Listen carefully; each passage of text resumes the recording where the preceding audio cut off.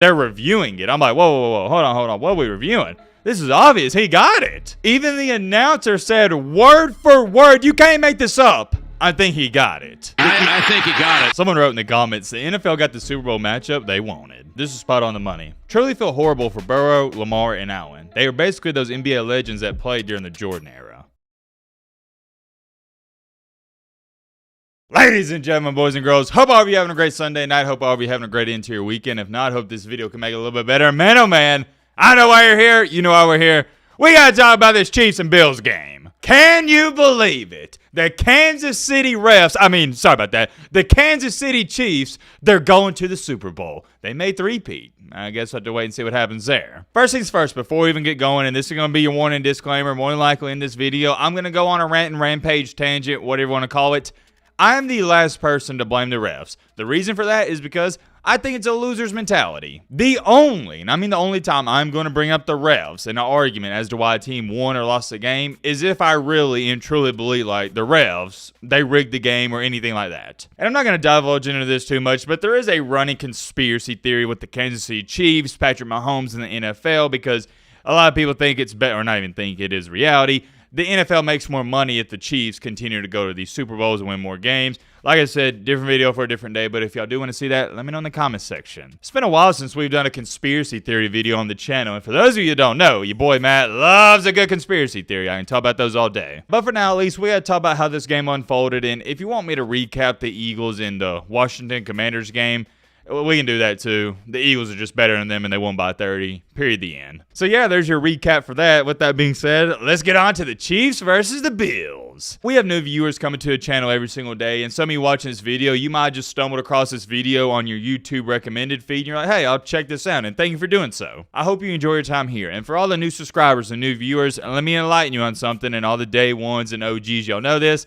This is mainly a college football channel. I share that with you to say this. The past couple of weeks, we've made a couple NFL videos, and a ton of you in the comment section were saying stuff like, holy crap, Matt's making NFL videos? These must be really important. Hence, because we don't do it a lot. I'm letting you know this at the beginning of the video so you have some context. I like watching NFL. Do I love it as much as I love college football? I don't know about that. College football, it's always probably, and more than likely, will be number one for me. But I am an avid NFL watcher / viewer, and the older I've gotten, the more I've really started to pay attention to it. It's as simple as this for me. I like watching great football, and if you like watching great football as well, I don't know how you weren't looking forward to this game as much as me myself. The last time in the NFL I was this excited to see a matchup, you got to throw it all the way back to when the Atlanta Falcons played Tom Brady and the Patriots in the Super Bowl years and years ago. The reason I was anticipating this game so much is for three reasons. Number one, you got two of the best quarterbacks in the league going at it. You got two of the best teams in the league going at it. And last but not least, you got two of the best storylines in the league going at it. If you don't know what I'm referring to when I say storylines, well, storyline number one is Kansas City Chiefs. They're going for a three-peat. Not too much more to say there. Storyline number two, Josh Allen, he can't get over the hump. He's been great all throughout his career, but he can't beat the dang Chiefs. That's storyline number two. And I know this game didn't turn out how Bill fans wanted it to, but I'm telling you, from an outsider's perspective, unbiased opinion, this game lived up to my expectations I had for it. This game was awesome from start to finish. And what's so beautiful about this game we call football is when you don't have a horse in the race and you can just sit back and appreciate greatness, and that's what I was doing, it makes it 10 times even better. I'm not going to sit up here and glaze them too much because I know you guys are tired of everyone doing it on social media and all the announcers, but that Patrick Mahomes kid, does he ever have a bad game? And I was thinking about this throughout the game. Even if Patrick Mahomes doesn't win this Super Bowl, he already has a legit conversation and argument for him being the greatest quarterback of all time. And I love me some Tom Brady. He's still right now the GOAT, but you got to think about it. Patrick Mahomes, he's just about, what is he? Is he 29, 30 years old, and he's already got 3 Super Bowls? He might get a 4th. He's phenomenal, played great in this game. And on the flip side of it, you got who I was rooting for in this game just because I want to see him get over the hump. You got Mr. Josh Allen. Josh Allen and the Bills have been great the past few years, but it's as simple as this, guys. They can't get over the hump. They can't beat the Chiefs in the postseason, and it always comes down to the wire. I wound up tweeting this out. If you don't follow me on Twitter, feel free to do so. I feel terrible for the guy, and he played great again in this game as well. If Dalton Kincaid catches that one at the end, kind of getting too far ahead of myself here, they're in field goal range, and worst case scenario, you're kicking the field goal, but they're at the 30 with what, like 2 minutes to go? Josh Allen did his part. You cannot put this loss on him. Going back to why I said I feel so terrible for him. Come on, man. Don't act brand new around here. Y'all know how we base success. It's in the postseason, how you perform, and also how many championships do you have, or if any. Truth of the matter is, and you see it with Lamar Jackson, people don't care how many MVPs you win in the regular season or how many touchdowns you throw in the regular season. You could throw for 50 touchdowns to 0 interceptions in the regular season, and if you wet the bed in the postseason, that's all people are going to remember you for. That's the harsh reality of this sport. You got to be clutch and show up in the big-time moments, and Josh Allen at certain times has actually done that, and his team has still lost. I still can't believe the Chiefs got a field goal, but what was it, 10 seconds to go years and years ago with Tyreek Hill? Who is that wide receiver for the Bills? I can't remember his name, but he had that breakout game. He was burning the Chiefs. Next thing you know, the Bills are up 3 with 10 seconds, and somehow, someway, Chiefs tie it. They win the coin toss, and Josh Allen never saw the ball. Quarters 1 through 3, we can sum those up relatively quick, and I don't want to talk about those too much because, well, what we got to talk about is how this game ended. Buffalo Bills and Chiefs, they were going back and forth. Next thing you know, you look up, it is 22-21 to start the fourth. The Bills got it on about roughly the 40.5, and they need to get to the 40 to get a first down. It's 4th and inches, and you know what play I'm talking about, and you know what we're about to get into. Josh Allen proceeds to do a quarterback sneak, and this is how obvious I thought it was that he got a first down. I see him get what I thought was the first down, so I say, okay, let me get up. I go to the bathroom real quick. I come back, and they're reviewing it. I'm like, whoa, hold on. What are we reviewing? This is obvious. He got it. Even the announcer said word for word, you can't make this up. I think he got it. I think he got it. And here's what's so weird about this. You see this official on the far side coming in. I'm going to circle him for you right here.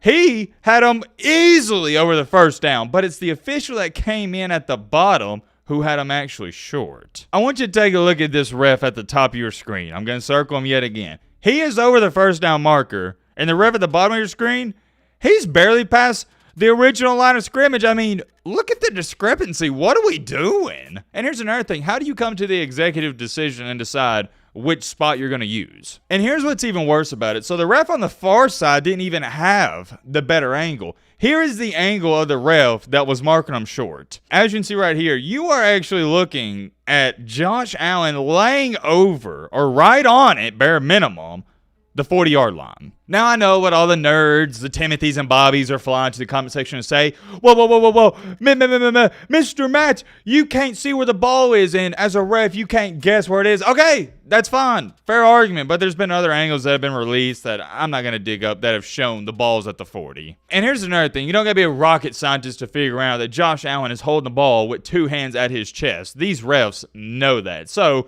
therefore, if he's holding it in his chest, where do you think the ball's at? The 40. I'm sure if you're watching this video, you've seen the other angles, and it's a great debate. I'm not going to lie. It is. Am I going to sit up here for the next 15 to 20 minutes and debate it with you guys and argue as to why this should have been a first down? No, I'm just giving you my opinion. I thought it was a first down. If you don't think it's a first down and your argument is, and it's a good argument at that, well, his body may have been across the line, Matt, but the football wasn't. That's fine. I respect your opinion. We can agree to disagree. I thought he got it, but ultimately, they marked him short. It is what it is. To me, I felt like that was the play of the game. I thought if the Bills were to get it, they probably win. If they don't get it, the Chiefs, they're going to win. Because you also got to think about the ramifications that were on the line. When that play happened, the Bills, they were up 1 point, and they'd have been on the 40-yard line. So bare minimum, unless a sack happens or something crazy, they get 5 more yards. They're walking out of there with a field goal. They're getting points. But instead what happens, the Chiefs, they take over on downs, and they get a touchdown and a 2-point conversion. So that is what I'm going to label as an 11-point swing, bare minimum. If the Bills get that first down, bare minimum, they're walking out of there with a field goal. They don't get it. The Chiefs, they get 8 points. That's how I get to 11-point swing. But guess what, buddy? That's life. This isn't going to be the first time. If you're a Bills fan, you're going to get screwed over in life. This happens all the time. You got to overcome obstacles in adversity,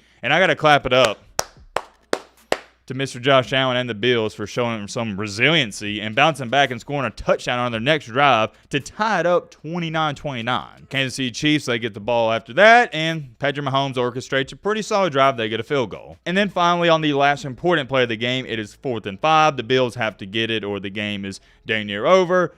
The Chiefs send a great, and I mean a great, and it was a very solidly disguised blitz. They come after Josh Allen. I thought there was no way Josh Allen even gets this pass off and can throw it farther than 20 yards, fading backwards with pressure in his face.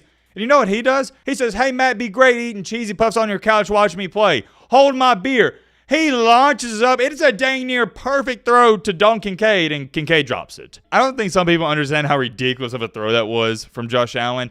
The arm strength you have to even get that off is insane. When he threw that up, I thought it was going to be a sitting duck, but no, it hits Dalton Kincaid in his hands. I mean, it was an outstanding pass. Probably one of the best passes you're ever going to see. I mean, Dalton Kincaid was quite literally just waiting on it. He was sitting under it like it was a punt return. He judged it terribly, and on top of that, he dropped it. Now, am I going to sit up here and label that as an easy catch? Heck to the no. But I will tell you this much. That is about as routine as it gets for an NFL player. It's routine. And what makes things even more interesting is if he does come down with that, the Bills have the ball at about the 33, 34-yard line, and they're already in position to tie it up. Who knows? They may go down there and get a touchdown and win the game. But, of course, he didn't catch it, so there's no reason to even talk about that too much. However, the game wasn't officially over right there. The Bills had not one, but two opportunities to stop the Chiefs and get the ball back, and they failed to do so. Got to give credit to Andy Reid and Patrick Mahomes for converting that 3rd and 9, because if they don't, Josh Allen was going to get the ball back with roughly 50 seconds to a minute to go. And remember, he only needed a field goal to get it to overtime. All in all, it was a fantastic game. One of the best games I've ever watched. And I know I've said it 1,000 times. I'm going to say it again. I feel awful for Josh Allen. Someone wrote in the comments, the NFL got the Super Bowl matchup they wanted. This is spot on the money. Truly feel horrible for Burrow, Lamar, and Allen. They were basically those NBA legends that played during the Jordan era. Here's the last thing I'm going to say and we'll end up the video. I thought this year in the NFL, I know the Lions, they had the great record, and the Vikings wound up going, they go 14-3, and there were some other good teams.